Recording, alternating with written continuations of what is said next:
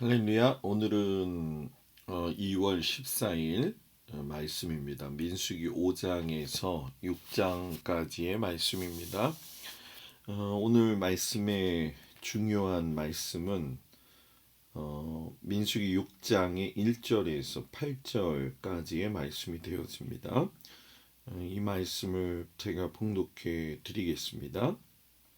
여호와께서 모세에게 말씀하여 이르시되 이스라엘 자손에게 전하여 그들에게 이르라. 남자나 여자가 특별한 소원 곧 나실인의 소원을 하고 자기 몸을 구별하여 여호와께 드리려고 하면 포도주와 독주를 멀리하며 포도주로 된 초나 독주로 된 초를 마시지 말며 포도즙도 마시지 말며 생포도나 건포도도 먹지 말지니 자기 몸을 구별하는 모든 날 동안에는 포도나무 솟아는 씨나 껍질이라도 먹지 말지며 그 소원을 하고 구별하는 모든 날 동안은 삭도를 절대로 그의 머리에 대지 말 것이라. 자기 몸을 구별하여 여호와께 드리는 날이 차기까지 그는 거룩한즉 그의 머리털을 길게 자라게 할 것이며 자기의 몸을 구별하여 여호와께 드리는 모든 날 동안 시체를 가까이 하지 말 것이요 그의 부모 형제 자매가 죽은 때에라도 그로 말미암아 몸을 더럽히지 말 것이니 이는 자기의 몸을 구별하여 하나님께 드리는 표가 그의 머리에 있음이라. 자기의 몸을 구별하는 모든 날 동안 그는 여호와께 거룩한 자니라. 아멘. 월요일은 새벽 예배가 없지요. 그러나 우리가 이 말씀이 진행되어지는 기간 동안은 제가 어떻게 해서라도 월요일의 말씀을 좀 전해보려고 노력을 합니다. 이 민수기 5장에서 6장의 내용의 말씀을 보게 되면은 하나님께서 이스라엘 백성들의 인구 조사를 다 마치고 나서 회막 중심의 진영을 갖추게 되어지고 이제 이스라엘 공동체를 정결하게 하는 작업을 시행하시죠. 그 정결의 시작이 어디냐? 바로 개인의 정결이고 더 나아가서 그 개인을 통한 가정의 정결 그리고 그 가정을 통한 나라의 정결을 하나님은 원하고 계시죠. 실상 우리가 신앙생활을 할 적에 제일 중요하게 여겨야 될 것은 하나님의 나라의 시작은 나에게서 먼저 시작이 되어진다는 겁니다. 내가 먼저 건강한 믿음의 사람이 되어야지만이 건강한 믿음을 가지고 건강한 가정을 이끌 수가 있고 또 건강한 믿음의 사람이 될 때에 건강한 교회에 또 초석이 되어지고 또 그러한 사회 속에서 건강한 나라를 만들어 가게 되어진다는 거죠. 그래서 성경은 개인이 먼저 영적으로 부흥하고 또 가정이 부흥하고 하나님의 나라가 부흥해야 한다는 것을 늘 우리에게 강조하고 있다는 거죠. 예수를 믿으면서 나만 흥하면 되어지는 것이 아니라 내 스스로가 하나님 앞에서 영적인 부흥을 통해 가지고 용기를 잃지 말고 어려움 가운데서도 낙심하지 아니하면서 하늘의 하나님을 바라보면서 용기를 잃지 않고 독수리가 날개치며 올라가듯 하늘로 올라가는 믿음의 태도를 늘 유지해야 됩니다. 이것은 정말 우리에게 필요한 사명이죠. 하나님의 사람이 되어진다는 것은 여러 가지 많은 것들을 하나님께서 요구하시는 것처럼 보여지지만 결국은 그 모든 것의 원인은 자기 자신의 개인의 부흥에서 자연스럽게 이루어진다는 거죠. 하나님이 오늘 그 민수기 5장을 보게 되면은 하나님의 사람들이 속한 그 가정들이 어떻게 정결하게 되는지에 대한 말씀을 이야기하고 계시죠. 특별히 이제 여러분들이 5장 11절에서 또 그 31절까지의 내용을 보게 되면은 성막에서도 한번 다룬 적이 있지만 그 여인의 부정함에 대한 부분들도 다루는 법이 굉장히 아주 특이할 정도죠. 이것은 성경에서 많이 놓치고 있는 부분이기 때문에 이 부분은 여러분들이 좀 세심하게 읽어볼 필요가 있지요. 건강한 믿음의 사람이 건강한 가정을 이루고 또 건강한 그 가정을 통해서 아름다운 가정이 하나님의 나라를 이루어가는 초석이 되어진다라는 거죠.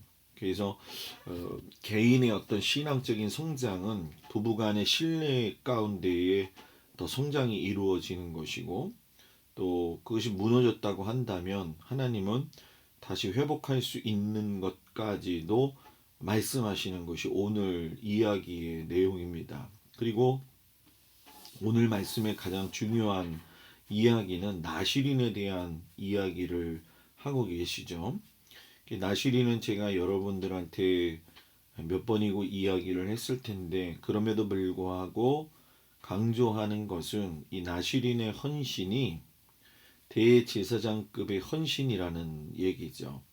하나님께서 첫 번째 유월절을 지내면서 애굽에서 모든 가정의 장자들을 살려 주시면서 레위인을 장자 대신 부르셔서 12지파의 모든 백성들을 하나님을 섬길 수 있는 그 자리로 만들어 주셨죠. 그런데 어떤 사람들 가운데에는 레위인이 아니더라도 하나님을 섬기고 싶어하는 사람들이 있었겠죠. 그래서 그 사람들이 나실인의 소원을 하게 되어지게 된다고 한다면 하나님 앞에서 그 거룩함에 동참하고 하나님을 섬길 수가 있었다는 거죠. 그래서 이 나실인은 누구나도 적용이 될 수가 있는데 특별히 이제 남자 위주의 사회 속에서도 여자가 나실인이 되어질 수도 있다라고 하는 것을 강조하고 있는 것이 또 이 나실인법의 특이한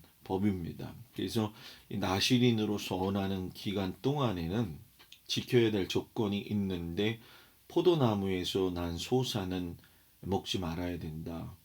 이 포도나무에서 난 걸 왜 먹지 말아야 되느냐? 뭐 이유는 여러 가지 해석적인 부분들이 있지만 이 포도나무뿐만이 아니라 독주에 대한 이 금지를 통해서 세상의 정욕적인 것들을 따라서 살지 않기를 바라는 나실인의 경건의 모습을 요구하고 계신다는 것이고 머리에 삭도를 대지 말라는 것은 머리를 너무 많이 기르면 여러분 사람이 좀 지저분해지잖아요. 그 지저분한 그 자신의 모습을 바라보면서 하나님 앞에 내가 충성하고 있다라고 하는 모습을 또 보여주는 그런 모습이 되어지기도 하죠. 그리고 이제 시체를 만지지 말라고 이야기를 하는데 실상 대제사장과 비교했을 때에 대제사장은 부모의 시신을 만질 수가 없지만 형제의 시신을 만질 수가 없지만 이 제사장은 대제사장과 달리 부모 형제의 시신은 만질 수가 있었다는 거죠. 그런 의미에서 본다고 한다면 나실인은 어땠을까? 이 나실인을 구분할 적에 대제사장과 제사장과 구분할 수 있는 중요한 것은 나실인이 자원하여 드리는 것이고 정한 기간이 있지만 그 대제사장의 그 헌신만큼이나마 그 경건함을 유지하는 데 있어서는 굉장히 중요한 위치를 차지하고 있었다는 얘기예요. 그렇기 때문에 제사장은 부모 형제의 시신을 만질 수 있고 대제사장은 못 만지는데 나실인은 어땠을까요?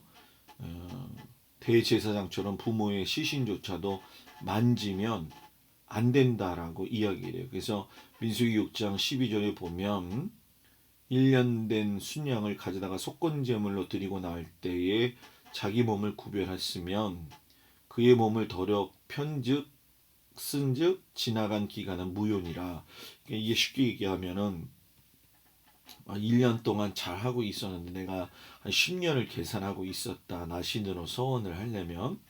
그런데 중간에 부모가 돌아가셔가지고 부모를 만지게 되었다고 한다면 그 속에서 1년 동안 했던 것들이 다 무효가 되어진다라는 얘기죠. 그러니까 나실인의 이 헌신은 대제사장급의 헌신이었다라는 얘기예요. 그래서 이스라엘 백성들의 조상 이삭이나 야곱, 요셉을 보게 되면 모세의 그 장례를 직접 치르게 되어지는데, 그때도 나실인만큼은 정말로 어떤 상황 속에서도 건드리지 말아야 되는 그런 모습을 우리가 보게 되어지죠. 그래서 이 나실인이 되어진다는 건 현대 사회 속에서 기독교 개념 안에서 보게 되면 이건 굉장히 또 중요한 겁니다. 왜냐하면 지금은 대제사장과 제사장이라고 하는 직분이 유대인에게 국한되어져 있고, 또 개신교회 안에서 우리가 이제 볼 적에는 목사 같은 경우에는 나실인으로 세워지는 것이고, 그리고 일반적인 우리 성도들은 나실인의 성도로서가 아닌 만인 제사장으로서의 성도의 삶을 산다는 거죠. 그렇기 때문에 목사의 직분이 기중한 이유 중에 한 가지는 나실인의 정신이 있었다라는 얘기죠. 그렇다고 해서 성도들의 그 삶이 경건하지 않다, 이것은 아니라는 얘기죠. 성도들의 삶도 각자의 삶의 현장에서 최선을 다해서 하나님을 섬기는 것이 가장 거룩하고 경건한 모습이라는 거예요. 다만 이 나실인의 서원에서 목사의 직임들을 보게 된다고 한다면, 구약 성경에서 나오는 것처럼 똑같이 세 가지의 서원하는 방법이 있는데, 그 중에 하나가 뭐냐 하면 본인이 서원하는 게 있고, 또 부모가 서원하는 게 있고, 하나님이 부르셔서 서원을 하는 경우가 있죠. 목회자가 되는 것도 마찬가지인 것 같아요. 본인이 서원해서 목회자의 길을 걸어가는 사람이 있는가 하면, 부모가 서원했기 때문에 목회자가 되는 사람도 있고, 또 하나님께 은혜를 받아서 그 부르심의 소명 가운데에 목회의 길을 걸어가는 사람도 있지요. 그러나 분명한 것은 이 서원이 참 성경적이라는 얘기죠. 본인의 서원에 대해서도 그렇고, 부모의 서원에 대해서도 그렇고, 하나님의 부르심에도 보게 되어지면 각자가 가지고 있는 무게는 똑같다라는 거죠. 예를 들어 성경의 부모의 서원을 통해서 하나님 앞에 나신이 된 사람은 한나의 아들 사무엘이 되어지잖아요. 그리고 세 번째 같은 경우 하나님의 부르심이 있었던 케이스는 삼손과 세례 요한이 나실인으로서 서원을 하죠. 그래서 사사기 13장 5절에 보면 그 삼손의 이야기 때에 그의 어머니 아버지하고 마노아에게 뭐라고 이야기하냐면, 네가 임신하여 아들을 낳을 건데 그의 머리 위에 삭도를 대지 마라. 이 아이는 태에서 나옴으로부터 하나님께 바쳐진 나실인이 됨이라 하면서 이야기를 하죠. 그리고 세례 요한도 누가복음 1장 15절을 보게 되면 주 앞에 큰 자가 되기 때문에 포도주나 독한 술을 마시지 말며 모태로부터 성령의 충만함을 받았다, 이렇게 얘기를 해요. 그래서 이 나실인은 결국은 자신이 기뻐해서 자원하는 거죠. 그러니까 하나님의 일에 기쁘게 참여하기를 기대하는 자들이 나실인의 법을 따라서 나실인이 되어지는데, 분명한 건 이 기쁨을 누리기 위해서는 준비되어져야 되고 지켜져야 될 것이 있고, 경건의 삶을 살아야 될 것이 있고, 거룩함에 이루고자 하는 그 나신으로서의 삶을 사는 그 훈련 방식이 있어야 되는 거죠. 그러면 우리들은 그렇게 생각할 거예요. 목사님들은 그렇게 산다 하지만 우리들은 그렇지 않지 않습니까? 그러나 아까 말씀드린 것처럼 여러분들은 기간이 정해진 나실인이 아니라 삶의 현장으로 불러주신 만인 제사장의 역할을 하기 때문에 그 삶에서 최선을 다해 하나님께 영광을 돌리며 사는 믿음의 사람이 되어야 된다라는 거죠. 그리고 이 말씀들을 쭉 보시면서 아시겠지만, 하나님은 복을 주시는 분인데 그 복이 하나님의 창고에 가득 들어 있다라는 거예요. 그런데 그 복을 하나님께서 주시는 통로가 누구냐? 바로 제사장들이 한다라는 얘기죠. 그래서 민수기 6장 22절 27절에 보면은 하나님께서 모세에게 말씀하시면서 아론과 그의 아들들에게 말해가지고 이스라엘 자손을 이렇게 축복해라. 여호와는 내게 복을 주시고 너를 지키시기 원하며 여호와는 그의 얼굴을 내게 비추사 은혜 베푸시기를 원하며 여호와는 그 얼굴을 내게로 향하사 평강 주시기를 원하노라 할지니라. 내가 그들에게 복을 주어라. 아브라함이 모든 민족을 위한 복의 통로가 되었던 것처럼 아브라함의 500년 이후에 이제 하나님은 제사장의 손을 통해서 이스라엘 백성들을 축복하시는 거죠. 그래서 이 나시린의 법 가운데서 보게 되면 목회자들에게 이 성도들과 다른 세 가지의 권한을 허락하셨죠. 그것이 하나는 뭐냐면 축복권, 그리고 또 하나는 안수권, 그리고 또 하나는 강단권이 되어지는 거죠. 그래서 저는 그렇게 생각을 해요. 목사는 축복하는 사람이다. 누구를? 성도들을.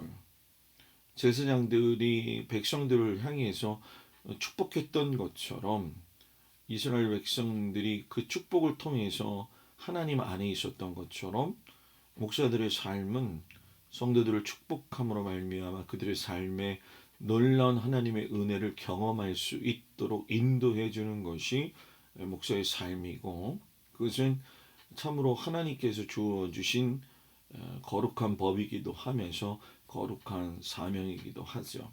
근데 이런 복의 근원이 되어 주시는 아버지 하나님을 늘 여러분 복의 기쁨으로 받아들일 수 있고, 또 그런 믿음 안에서의 삶을 살면서 우리가 한 가지 깊게 생각해야 될 것은 이 축복의 인사법은 성경 곳곳에서 드러나고 있다라는 거죠. 그러기 때문에 여러분들의 입술에서도 남을 축복하는 이야기가 많이 나와야 된다는 거예요. 그 룻기를 보면 베들레헴 사람 보아스가 그의 밭에서 일하는 사람들과 대화하는 장면이 나오게 되죠. 그때에 보게 되면 보아스가 그 사람들에게 여호와께서 너희와 함께 하시기를 원하노라. 그리고 그들도 여호와께서 당신에게 복 주시기를 원하노이다. 이렇게 얘기를 해요. 그리고 사도 바울이 쓴 편지를 여러분들 쭉 보시면 아시겠지만은 계속적으로 사도 바울은 편지 서두에다가 우리 아버지 예수 그리스도의 은혜와 평강이 있기를 원하노라 이런 얘기를 해요. 그러니까 이 축복의 제사장의 축복의 말씀을 인용해서 이스라엘 백성들을 보면서 참 본받아야 될 것들이 무엇이냐면 그들은 서로를 축복했다라는 거죠. 여러분 사람과의 관계 속에서 축복해야 됩니다. 때로는 좀 이해 안 되는 사람들이 있죠. 그때는 축복할 자신이 없으면 그냥 묵상을 하십시오. 그러나 성도들과의 관계 속에서 제일 중요한 건 은혜와 평강을 빠뜨리지 아니하고 계속적으로 축복할 때에 그 축복이 그 사람에게 임하지 못할 축복이라고 한다면 그 축복은 누구한테 올까요? 바로 나에게 온다라고 하는 거죠. 여호와는 당신에게 복을 주시고 당신을 지키시기 원하시고 얼굴을 당신에게 비추시고 은혜 베푸기를 원하시고 당신에게 얼굴을 평강으로 들어주시길 원하십니다. 라고 하는 이 축복을 만나는 사람마다 여러분들이 계속적으로 축복한다고 한다면 어떤 일이 일어날까요? 축복의 마당이 벌어지겠죠. 오늘 이 나시린의 법을 바라보면서 막중한 삶을 살아가고 있었던 제사장과 대제사장의 그 마음도 알아보고 또 부족한 목사를 위해서 같이 기도하면서 서원하여 나시린의 삶을 살아가고 있는 자원된 목회자를 위해서도 기도해야 되고, 또 그 목회자가 성도들을 축복하는 일에만 신경 쓸 수 있고, 또 여러분들도 다른 사람들에게 복을 베풀 수 있고 복의 선언을 할 수 있는 그런 믿음의 사람들이 되어지기를 주의 이름으로 축복을 드립니다. 기도하겠습니다. 아버지 하나님, 주께서 저희들을 사랑하사 이 땅의 만인 제사장으로 또 나시린으로 불러주셨습니다. 그 무게가 컸기 때문에 제사장과 대제사장은 참으로 주의 주신 일들을 감당하기 위해서 애쓰고 수고하고 노력한 걸 우리가 압니다. 그들의 고된 삶에 하나님께서 같이 함께 해주심으로 그것만으로도 힘을 얻고 살았던 것처럼 우리들의 삶에도 주님의 말씀대로 살다가 보면 어렵고 힘들 때가 있는데 그때의 하나님이 주시는 은혜를 기대어 아버지 소망 가운데 살아갈 수 있도록 허락하여 주시옵시고 우리가 남을 축복하고 사랑하면서 그 안에서 하나님의 열매를 드러낼 수 있는 귀한 성도들이 되게 하여 주옵소서. 한 주가 시작이 되어집니다. 큰 은혜 가운데 모든 성도들이 큰 힘을 얻고 한 주간도 믿음으로 승리하면서 살 수 있는 귀한 믿음의 성도들 되어지도록 인도하여 주시옵소서. 예수님의 이름으로 기도드렸습니다. 아멘. 우리 모두가 오늘 하루도 주님 안에서 즐겁게 시작하는 귀한 날 되세요.